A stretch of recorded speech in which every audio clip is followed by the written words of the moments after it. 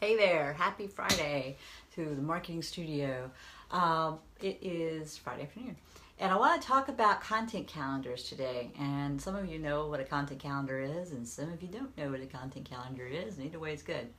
But I wrote a post earlier about how this was really great in alignment because someone in another group had asked a question about a content calendar. I posted a sample of one, and then she came back and said, great, what do I do with this?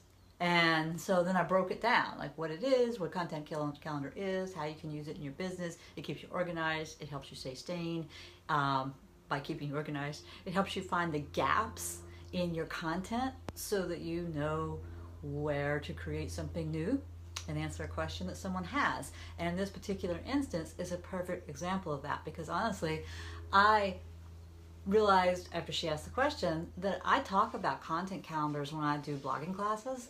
I talk about content calendars and all kinds of one-on-one coaching scenarios. I give people templates. I help them, create material that's going to go into it. But I've never actually written a post or done a blog post or done a live around it. So that's what this is all about. So so the content calendar itself is actually you can use a spreadsheet. I use Google Docs. You can use a table in Word if you're not a spreadsheet person. That kind of makes you go, ah! So that's all good too. And either way is going to work. So it depends on what's going to work for you. Like what you know yourself. You know if you're going to be, if you're a Word kind of a gal or if you're more of a spreadsheet person. So either way, you want tables. So, and I'm going to post an example in the comments. So either way, you want to have tables, and you have a date, you have a topic or your title, you have where you published it and when you published it, and then you have links are really great. You want to keep the URL, you want to cut and paste the URL and put it in there so that's easily accessible at a later time. And you want to be able to come in and find that because you're going to want to interlink that with other blog posts at another time or drop into someone's comments when it's relevant. And so how does this help you like grow your empire though? Because so if you're building an online business, you have content and you have a lot of content. And if you don't have a lot of content yet, you will have a lot of content in the next few years. And content can be blog posts, it can be social media posts, it can be live streams like this one, it can be straight video, it can be infographics, ebooks. All of that is content.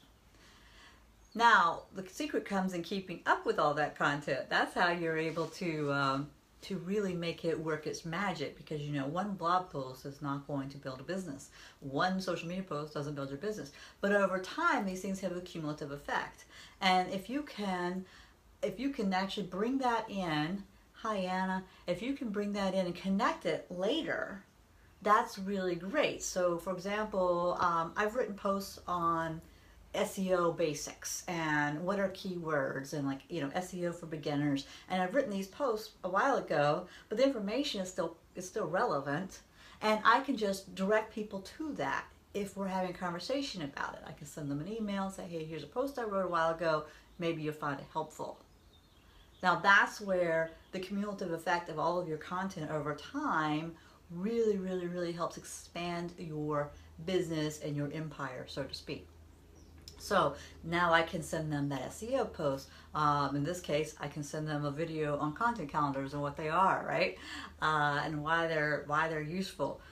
And when you're really looking to fill the gaps, because there's these pillars of your digital marketing, right? There's your website, there's your social media, there's your email marketing, there are other aspects of it. But content is the main focus. It's all about content. If you don't have content on a regular, consistent basis, then you have nothing to share with people. You have no way to bring people into your world for them to get to know who you are, build that like, know, and trust factor, and have them want to do business with you.